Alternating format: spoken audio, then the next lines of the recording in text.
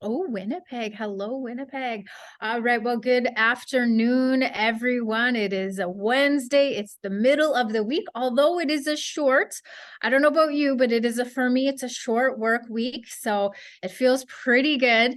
Welcome. You've joined Cando's Wednesday webinar. We're honored that you're here. This is really an opportunity to gather around the MacBook, the PC, or maybe it's on your phone to just listen to the stories, the knowledge that's being shared.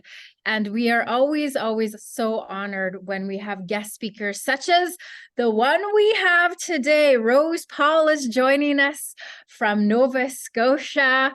And I'm going to introduce her in a moment, but I always like to just take a moment to press pause. Take a deep breath in, acknowledge the gift of this day. You know, when that sun rose in the east, Creator meeting us for another day, another opportunity to walk our path, to honor the gifts that have been given to us, to be part of community, to be part of organizations that are doing good in Creator's world. So what a gift that is. I hope your day is going well so far. I, for one, am looking forward to today's webinar. So we just first want to just give thanks to Creator for all of the good gifts that surround us, the land, Mother Earth, our relatives, us two-leggeds, but also the four-leggeds, the winged ones, the swimmers, the plants, the sacred waters, all of the medicines, we've harvested during the summer season.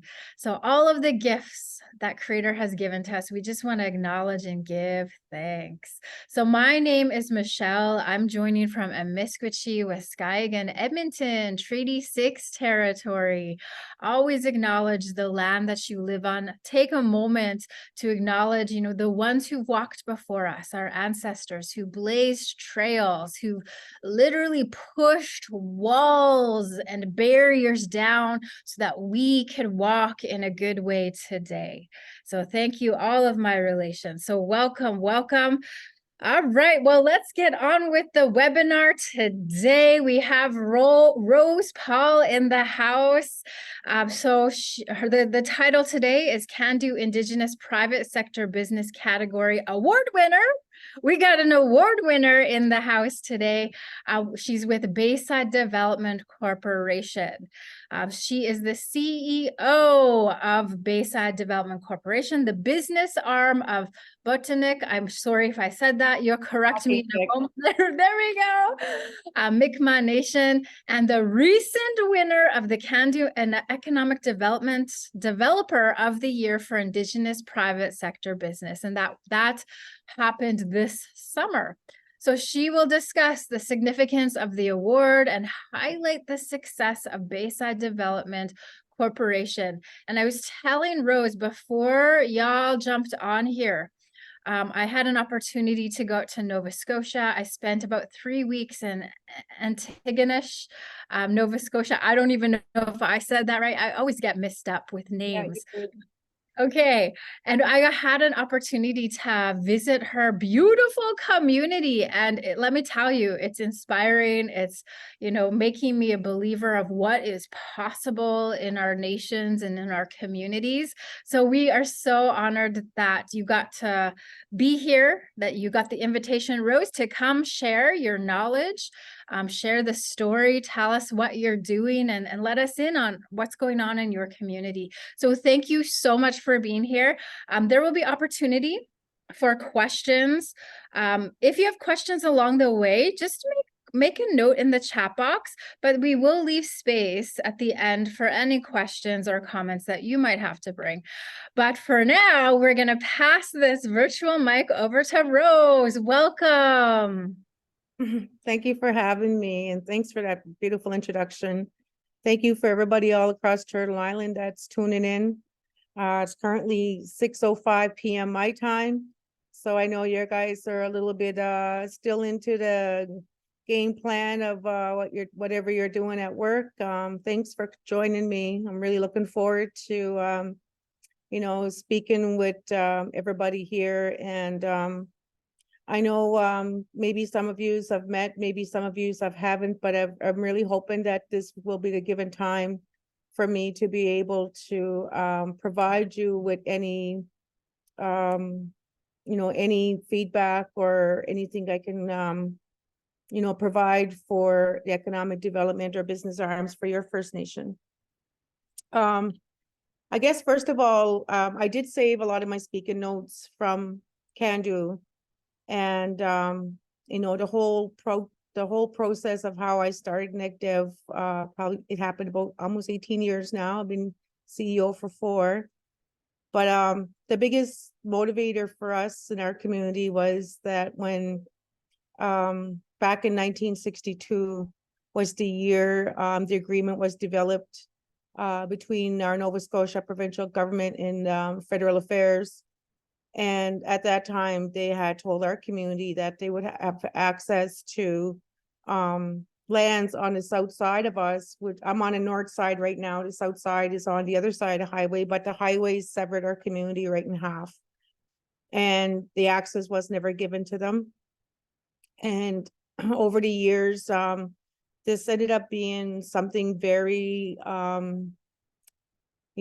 outstanding in the community. They felt like they needed me to concentrate on this goal for Paqtnkek, for not just at that time, but also for the future ahead of the growth of the community and the population and the infrastructure and capital needs needed and everything like water, sewage. So it wasn't until I actually came across a box that was in my office or near my office that was labeled, it was actually my late father's box. And then when I took the box out, there was actual documentation of minutes taken from 1962 right up until 1993, I think, as far as the files went. And I started looking through the box and I found a piece of paper, a letter from Federal Affairs dated back in 65 that actually did say, I found 65 to 81, sorry, and I was going through those archives. And I think I always take that paper with me, but I also have it very close to my desk. Like I've actually framed it and everything in my office, because one of my questions was, what was my motivators into why I do what I'm doing to this day? And one of those motivators, I guess, was that, they were not given what they were agreed to and processed. The provincial government actually bought land from the band at the time for $958, and then didn't give them access as well. So that's where leadership in the community of Paqtnkek, myself, and some executive team members, I started saying, okay, this is something the community wants. I had a lot of engagement from the community though when I first got on with ECDev, just for them to outline to me what is it their priority, what should be my priorities be for the people. And this was one of them. This is priority. So when I went through the boxes, it was actually in bold letters.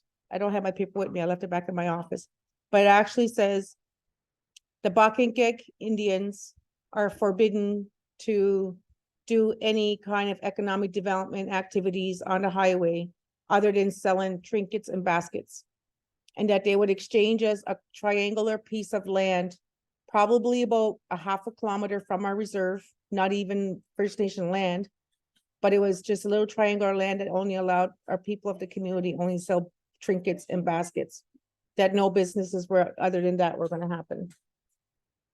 So over the years, it took me a long time. I think it was 10 years of negotiations. I started reaching out to the provincial government was who I am after first. I actually developed a really strong team, and I got the federal government involved, and then I brought the archives, the actual documentation that I found, to the table. And I asked everybody at that time to join us at my first chief that I worked with when I came in ECDev. And there was a lot of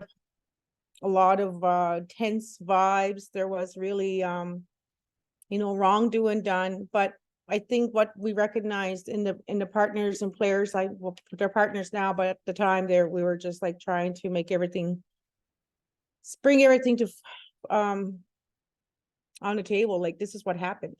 And this is your guys' governments that did it to my people. So I was appointed to lead in to negotiating this major undertaking. And one thing that always, like, I'm fluent Mi'kmaw, Ilnuisi, name, Ilnuisi, ever since which you I've always been a fluent speaker in my community. My grandparents raised me. And I always heard those, those conversations when you're sitting with your parents or sitting around with other grandparents and their friends and drinking tea, and they're always saying, geez, I wish we could have did something differently, or I wish we didn't sign, or I wish we didn't take that money. There was always a lot of I wish we didn't do this or didn't do that. Maybe they were past counselors and stuff at the time when, the elections go on, they move on and somebody else moves in. And then we started realizing that the broken agreement I brought forward to the provincial and federal government. We need to really sit down and work on what had happened. And we did. We sat down. We made a lot of connections. We had meetings probably sometimes once or twice a month, depending how heavy the content was in the discussions. A lot of negotiations, but it was hands down. I said, if this is not going to happen, I'm going to take it to court. I'm going to go to the highest court for this. And at that, then it started, maneuvering around that, us as community, the people, leadership, we all have to work together on this. And then we started developing the economic development strategy. And in the strategy, it outlined the visions of the people of the community. And it was very clear to me what the people wanted. It was very clear to me back in 65, all the way through to quite recent, what the people wanted. They wanted to see business happen. They wanted to see jobs. They were tired of poverty. They were tired of, rations. And just the opportunity was so small and capped. And our funding services were always, underfunded. So this is where we started building those relationships with the feds and the provincial government. And we developed the first ever tripartite agreement. And because the processes were under Indian Act, to be able to maneuver land and whatnot, we had to go through 2 very extensive votes in the community. One called a surrender vote, which I know most of you online probably are familiar with that. And then the other one was called a designation vote. Both were successful, but they were very major undertakings in terms of the surrender, especially because I had to get a double majority of the vote in favor. I was able to negotiate with the leadership access to the interchange to be directly adjacent to the community of Paqtnkek, giving us where the interchange is now, that it would give us direct access to where we had developed the business plan of the travel center, which I ended up envisioning through several trips to Ontario, visiting my family. I always seeing those en routes going, and I was like, geez, I want to build one of those back home, one-stop shop for everything. And then while we're doing this, we're also navigating ourselves around the Indian Act. And finally, we came to the point where designation was passed. And then through the backgrounds of all of this, I'm also working off and checking off my list of how am I going to make this different for the community for the future in terms of building businesses from now on. And we ended up, we have all 5 tools of the Physical Management Act, one of them being land code. As soon as everything was done with the designation of that, we became a land code First Nation. And we utilize our taxation law. We ended up becoming First Nation financial management board certified. And we've also worked with FNFA on building capacity in the leadership and financial departments and administration staff and myself, building the capacity to be able to develop borrowing laws and whatnot. We were successful in that.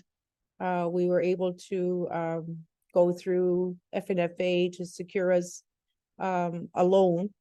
I was able to secure $1 million from ISK's Corp program. I think some of you may know what that is, the Community Opportunity Readiness Program. Then the second one I got was for 3.5 million. That was access to capital, which was water, sewage, and power and telecommunications. So we were awarded about 4.5 million out of that pot of money, which was a great victory for us because it just, I guess, opened up the land. We're able to access our land, and we built Bayside Travel Centre. We ended up developing the Bayside Development Corporation because we just believed in I believed in the concept of totally not separating, but having leadership or chief of council separate from business operations. And we're still going through those motions. However, Bayside Development Corporation handles a lot of the major projects in the local area. And also with our nation to nation partnerships we're building right now. And it we're able to, maneuver in our Fiscal Management Act through those processes. And I don't know if we can slip on to next, am I able to flip on the next screen or? Okay. So through that, we developed the Bayside Development Corporation. And with the Bayside Development Corporation, we built a strategy and to firm up our economic strides in developing strategic partners. Definitely one of the things that I've been very strong about is reclaiming our spaces at those tables that we've never sat on.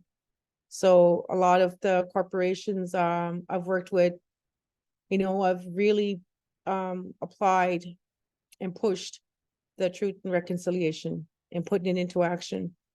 And, a lot of these companies that are partnered with me now and joint ventures in, and also equity owners in, definitely worked on renewing and developing the path of moving forward for communities, the community and its membership to have a good quality of life. So I think we went from 2 employees, 3 employees. Now I think we're over 100. That's just phase 1. We just utilized the land that we had that was already federal Indian land because we just recently got awarded. We went through ATR, additions to reserve lands, on the south side for years. And we just finally got our additions to land in December. So it was a great Christmas gift to finally get that.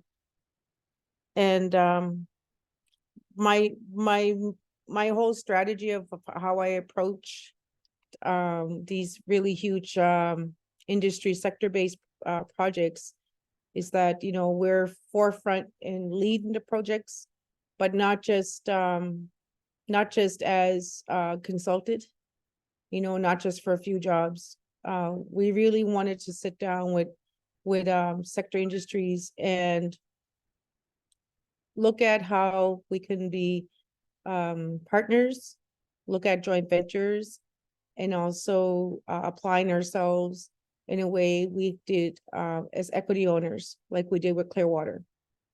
And we've done that. I think, with Everwind Fuels, we're equity owners in that. We're JV with Sodexo. We've been looking at the space sector with Maritime Launch. We're looking at procurement and export and green hydrogen ammonia, all the way to Germany and all across North America.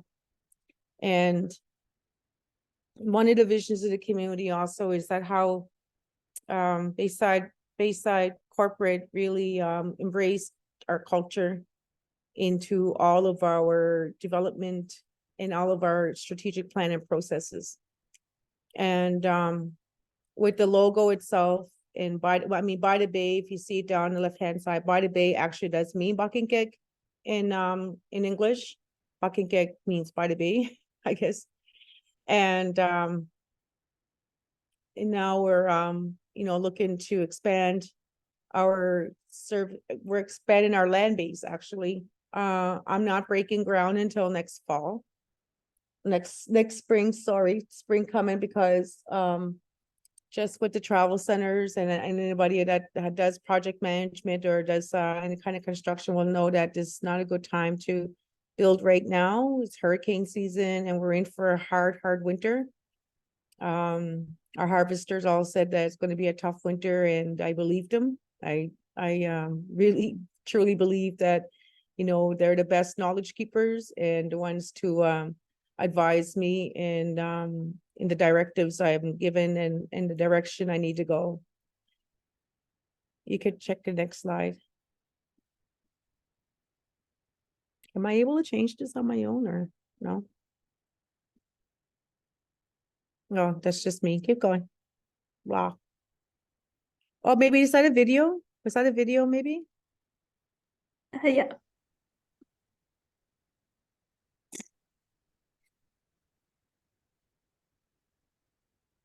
This kind of shows the construction, the layout of the land of where we're at right now.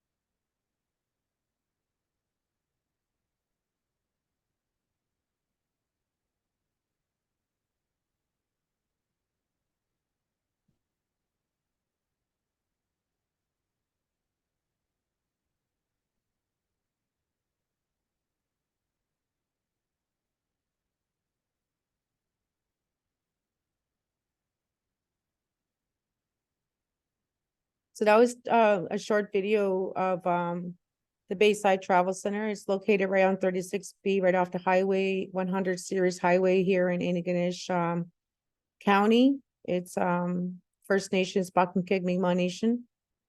And in the travel center, I was able to secure a partnership in the West Coast.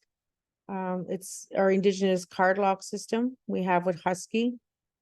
We have our SO brand, which is now Couche-Tard. We were the first Mi'kmaw community to actually have a partnership with the Nova Scotia Liquor Commission to be an agency store. We have our Bayside Entertainment, which is our video lottery terminal. We have a full convenience store. Now we have a By the Bay, which is our up and running tourism bureau, also gift shop. We have Barry Brown's in there. We have Tim Hortons, and our partnership. We're just working on our microgrid project right now, which we got 1.6 million for, to really enhance or to really embrace, so the word I want to use, embrace energy sovereignty for the First Nation.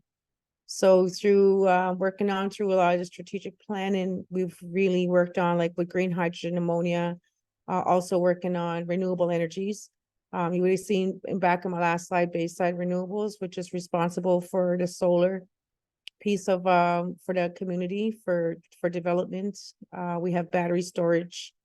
We got 2 rapid charger EVD chargers that will be coming and being installed this month, because it is September. Oh my God, I can't believe that. And in our microgrid project, which is our solar farm, which will power up the building. Moving forward, we are looking at phase 2 now of our 60,000 square foot building, along with plans of a hotel. We know the projects are going to be, right now we're in planning process. A lot of negotiations are taking place with more QSRs, quality service restaurants. There's a lot of corporate discussions being made, a lot of negotiations in terms of the provincial government coming through again with the double twinning of the highway, which when we surrendered the land at the time, it was made that we were able also did twinning as well. So the twinning is estimated to start in 2024, which is adjacent to everything that we're trying to work on for the south side of the property of the land that we finally have access to be able to expand our business base, but also to rebuild our traditional and recreational areas and to further our residential areas.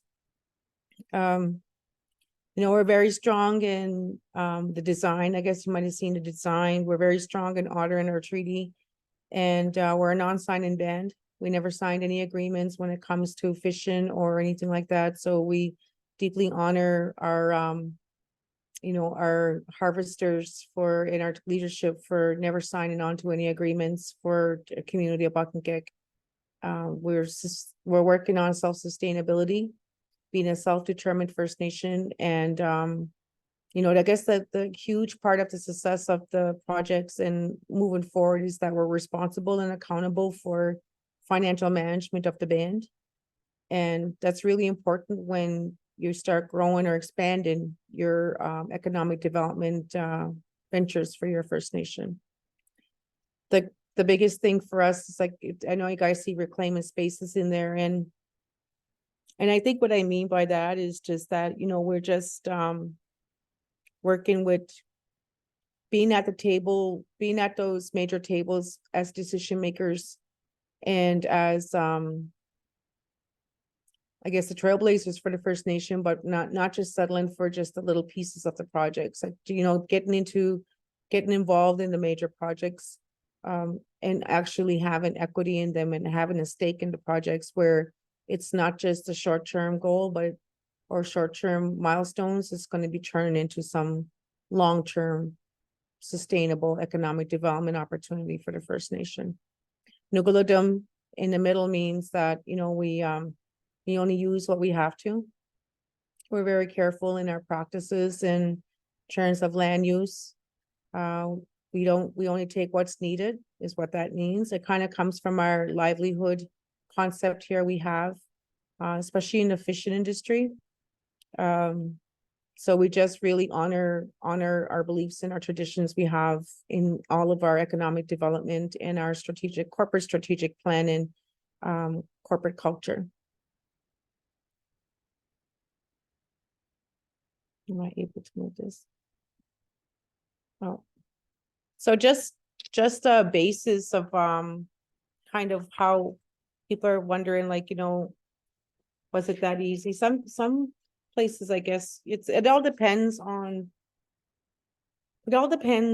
how the community wants to position themselves. Not everybody's all doing the same thing, but for us, for Paqtnkek and for Bayside now, like, where we've seen so much broken promises or, you know, broken agreements, that we really positioned ourselves very strongly in terms of how we do business and moving forward and how we sit down with players and partners at the table. And one of those things is that, you know, we really embraced the First Nation Physical Management Act. Like, we've utilized a lot of it in terms of how we do business and how we're going to be, you know, land keepers and protectors of the land. Maybe you can use the next slide there. Somebody. These are some of the resolutions we passed down. We have our Paqtnkek property tax through the First Nations Tax Commission.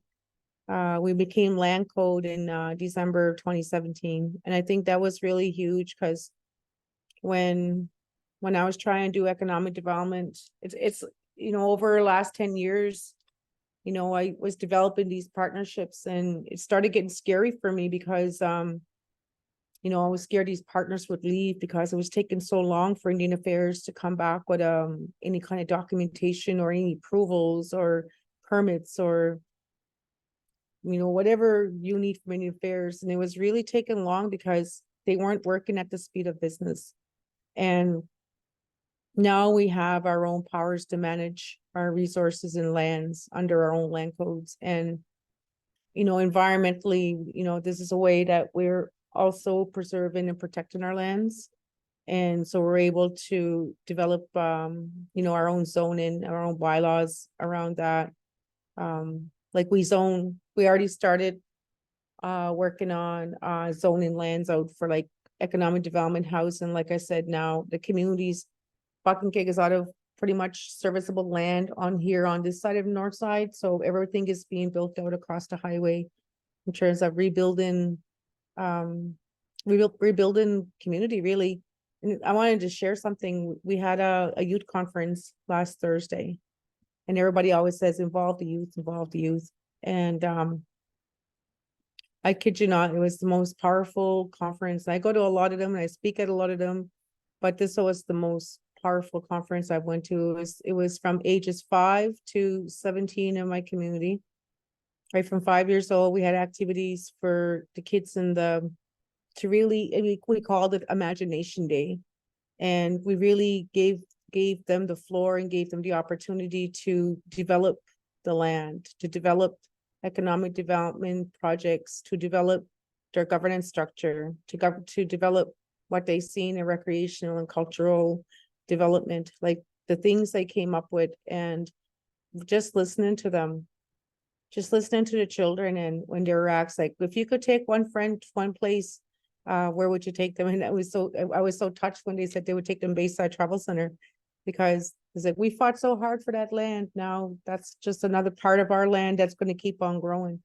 So children's eyes are, children are watching us, watching what we're doing, and really giving them back their voice was something that I was truly, wanting to hear for a long time as we're growing. And then, I could share with Cando, or it's going to be on the Bayside webpage, probably by the end of next week or so, the voices of the children of the community, what they want to see.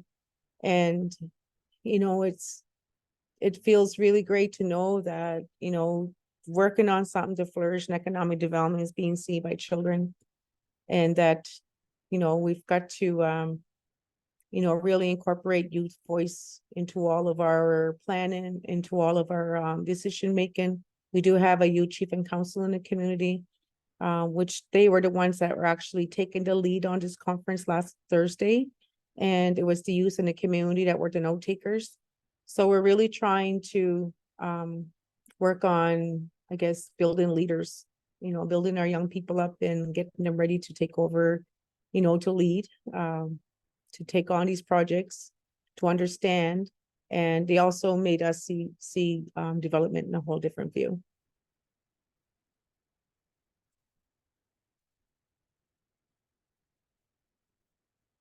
That's the end of the slide. I could just, just talking about some of the projects. I know, we're working on building some partnerships, even just from the conference. We're working on doing some nation to nation trade.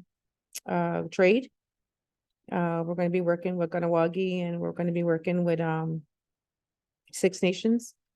And also I want to put, I don't know if they're out there, but we're also looking at doing some potential partnerships with Norway House, our fellow winners of Cando, and really seeing our First Nations, what the value of nations coming together, working together as a First Nation. It doesn't have to be like just down in another reserve, really close to you. Like, if you see how we see value is like, if we can bring 5 or 6 communities or nations across the country together to go after a major infrastructure project, or a major, this is where, this is where you're taking back your power for your communities. And like, for even us, for instance, we've got, the Green Hydrogen Ammonia is the big project. We brought in the smaller communities in as partners. And because they don't really have, much economic development opportunities, and their area is so, away from it. But but they have other great qualities of their First Nation, like they're adjacent to the wind farms and whatnot. So there's really great potential to bring those other First Nations in to mutually gain economic development, sustainability for their First Nation and grow from that. So with the Everwind project, that's exactly what we're doing. We're bringing in, our sister communities, I call them, to come forward and work together as a team, and work together with our corporate industry players, our sector players, and just really looking at the bigger picture and working towards, small term goals for 5 years. That's probably the heaviest part is right now what we're in, but it's doable. Clearwater was doable. Nobody ever thought that we would buy out 50% or 60% of Clearwater, but we did. And it's something that that just goes to show that how power together really works, for our Ilnuks, like for us as Mi'kmaw here in Nova Scotia.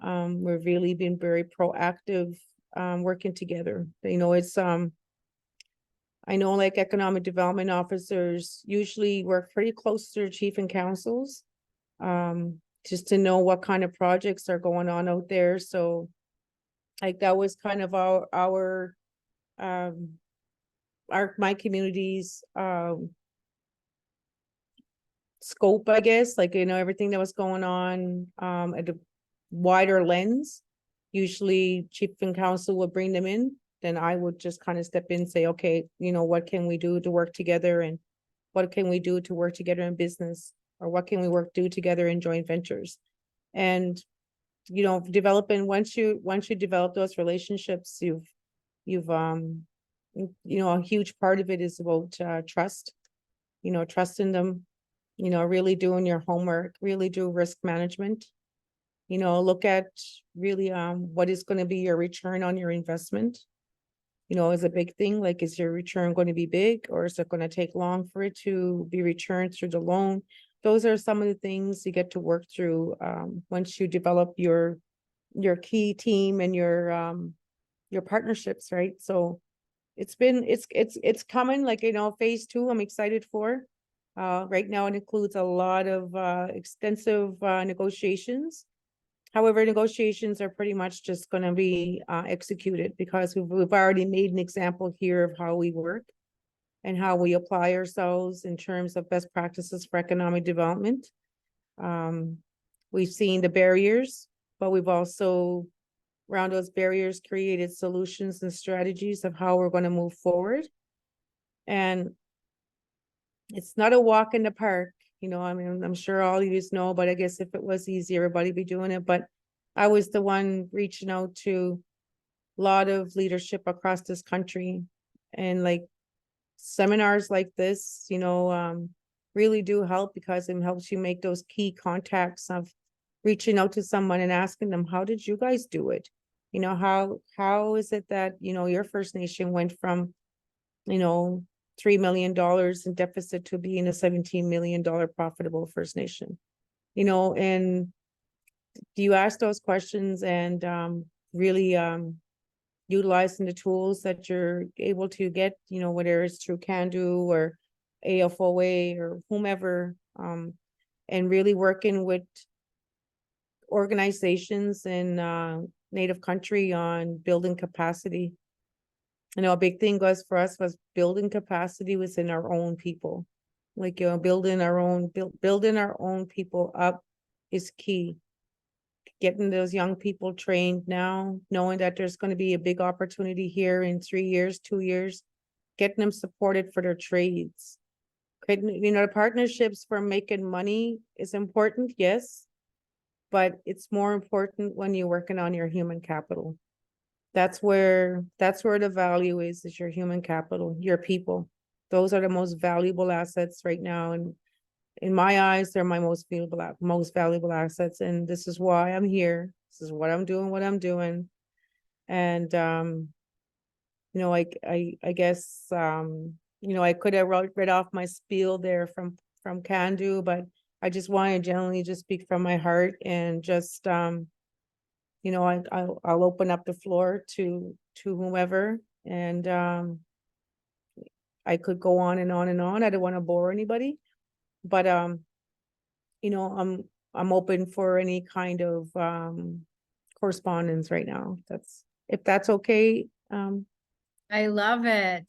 What a powerful I don't even want to call it presentation because I feel like that doesn't do it justice, but what a powerful story that you have shared with us about what you're doing within your community. I wrote 4 things down that really like stood out to me, and you talked about collaboration and partnership and how important that is. You brought in the youth, the younger generation, and I think, you know, especially as Indigenous people, we always have to have our minds on those young people. So I love that you brought that piece up.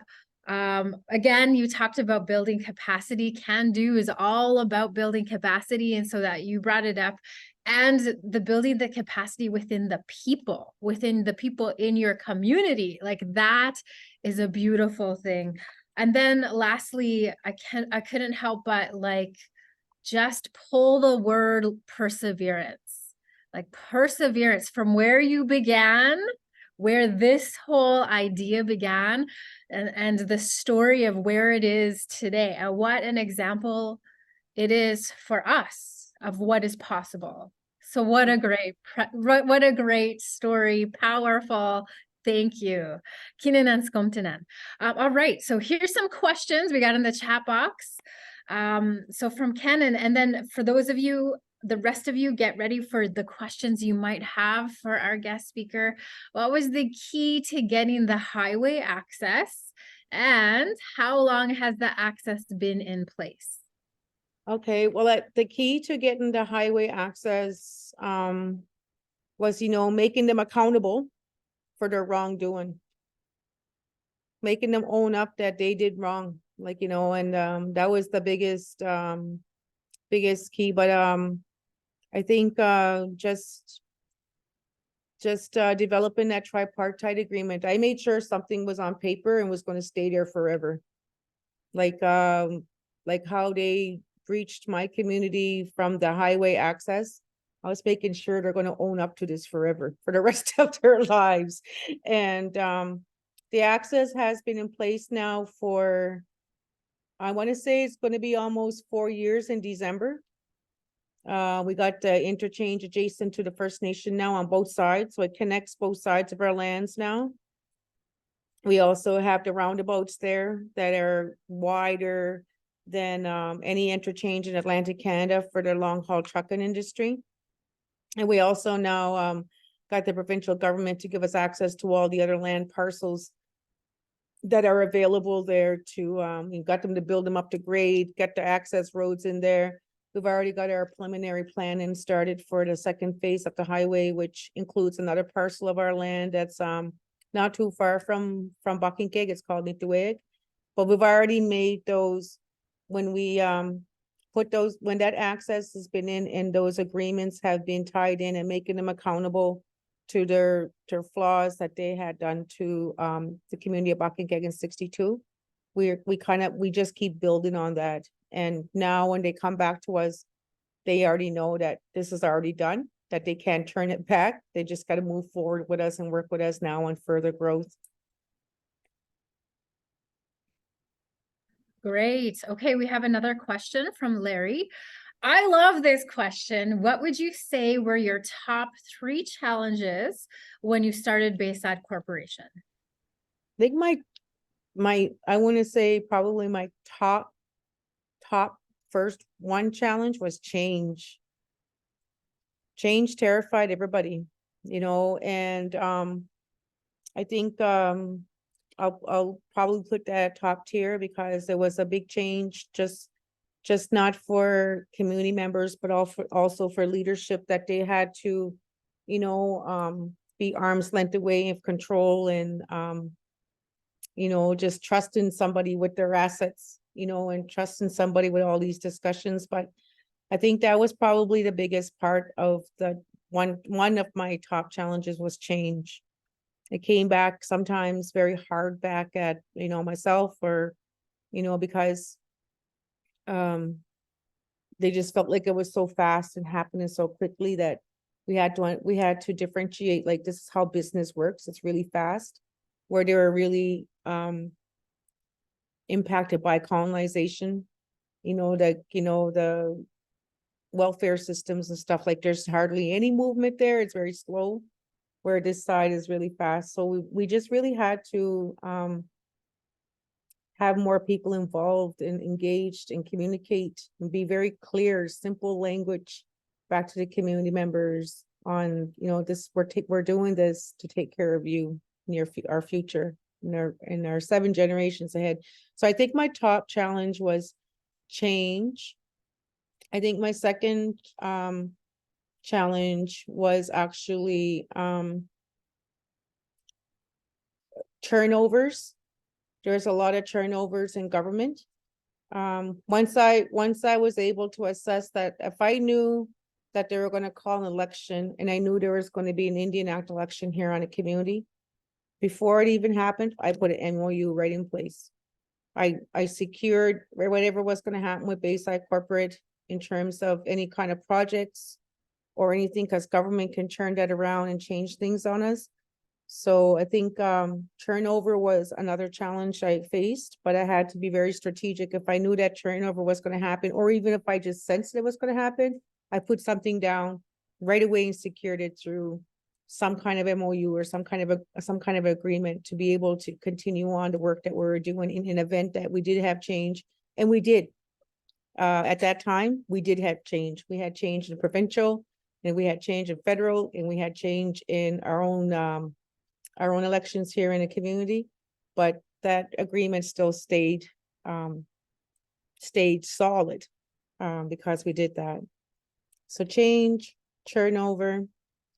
We started Bayside Development Corporation. A lot of I think that my other challenge with Bayside Corporation was separating business from politics. And sometimes, like, even when you're developing your own, like, we're in a process now of expanding our governance structure with what we're doing, getting the external board. It was very difficult to always get the buy-in from your leadership. So we had to show them that, this is not to be seen as being in bias or in conflict of interest or anything like this. Like, this is how we're going to protect and grow from our economic development opportunities into reinvestment or into trade. Like, this is a bigger engine of the community. So really trying to drive the driver's seat here and say, listen, they're not separated completely, but you'll still be part of the table and decision making and ideas and stuff. But the whole separation of business and politics is still sometimes could be a challenging piece. Well, great question and great answers. I'm curious to find out, because community consultation had to have happened. How, because you had talked about change, right? And people, we're used to what we're used to, no matter what the circumstances, that's what we know. So to change, what was that process like, getting the community, on board and to say yes, or when you were consulting them? It's a lot of hard work. I took it on. I was very, when I first got into economic development, and when I asked the people the question, what they wanted, I think that was the first stepping stone, was that it was eye level. It wasn't somebody making all the decisions for the community got the engagement out of the community. It started off, maybe only 10 people, 20 people might show up, at these sessions. And it frustrated me because I continually repeated myself. But after a while, like, showing them that the people are given complete empowerment to make these very big plans with myself, and then to actually see it being done.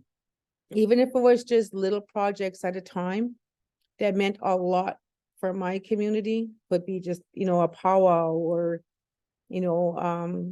a small funding pot. That's something that they were trying to get for community development for a long time. Even the intake from the community, from them, that meant the world to them, because they've been waiting for it for a long time. After a while, the community started feeling trust, and more people started getting engaged. And I went to St. FX. I did the Indigenous Women in Community Leadership. I was the first alumni there, and they taught me a lot of different strategies of how to talk and engage with people. And my community really loves the World Cafe, and I provided a safe space for my people to be able to share. Sometimes some people are scared to say things out loud because they don't want to get in trouble by chief and council. There might be employees or whatever, it's just Indian country, people think like this. And I giggle about it, because it really is like, they won't say it out loud, but they might write it down. And once the people seen that their ideas were actually into strategy, and then their quotes are actually being used in my keynotes, and it really made the community feel like, okay, we can actually go to these events that Rose is putting on and be part of the community. We're starting them up again this month of September again, as we move into phase 2 of the development. And the youth conference was the kickoff, and then we have, of course, the community sessions. They really enjoy it, because we do graphic facilitation. So we capture everything we can through facilitation. We gave a safe space. If they don't want to say anything out loud, we give them an opportunity to write down their ideas if that's what they're comfortable with. But what's important is that, I think what was really important is that their voice matters, and that I had to be open to everything, whether it was good, bad, or mean, or whatever. But what you gotta understand is that sometimes people are going to be negative. I see that people are going to be negative or be mad at you, but because they're not understanding the terminology being used in planning. It's big words, fancy stuff. Just let it go. Just talk very genuine to your people. If you speak the language to the people, because I know, thank my grandparents that I'm fluent Mi'kmaw. I was able to translate that entire agreement into Mi'kmaw to the people, to show them what it meant, that it was not to cause them harm, but to resolve something, but to grow from it. But sometimes how you communicate, sometimes you need somebody in your language to communicate to the people so they understand, because it's 2 eye lens, right? You've got to be open to doing that. It is an undertaking, but it's worth it. And there is no negatives. No, there is no negatives. Every now and then, I guess every res has it, so always got your negative Nancy's here and there, but we just keep reminding them that that mentality didn't work back then, and so it's not going to work now. We got to keep thinking positively together as a community, and how we're going to keep working together as a community. And but yeah, I haven't had any negatives to now having highway access. They're actually very proud of being part of the design work of the access. We designed the interchange to really put our image, as being very strong Mi'kmaw Nation, to be able to have this, access that was not there for 61 years. Yeah. Wow. When you said, and I wrote it down, but when you said ask the people, that immediately gave me goosebumps. Like, it's all about the people and the community. So what you are doing is absolutely powerful, inspirational. Hopefully it's, a template for other communities, not necessarily do the same thing, but kind of have an idea. Okay, she did this, they did this, so this is possible. So Thank you so much, Rose. I thank you. I lift my hat to you. And as you're going on to the next phase, we send you so much goodness, good energy, and good prayer. We have the Bayside Travel Center on Facebook. I think now our marketing team is pretty much out there on LinkedIn, Instagram, everything, Snapchats. I think everything's pretty much out there. We've got our own commercials out there now. And no, I'm really looking forward to seeing what's going to unfold in the next 18 months. And I really enjoy having a chit chat with my friends across Turtle Island. And whatever you're doing for your ICDEV, for your community, don't ever give up. Don't ever tell you, especially the government, to tell you that they can't do something, or you can't do something. You definitely can. Oh, hi. All right. Well, thank you, everyone. My cup is full. I hope yours is as well. We'll see you next time. Thank you so much, Rose. Take care.